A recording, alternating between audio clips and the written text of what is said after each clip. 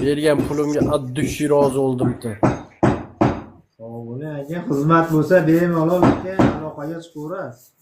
Ha, ama shuna ham ichlari naturalniy mex, puxta.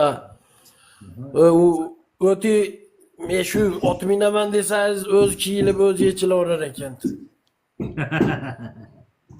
Niyat qilib qo'ysangiz bo'ldi ekan. Shunaqa aka.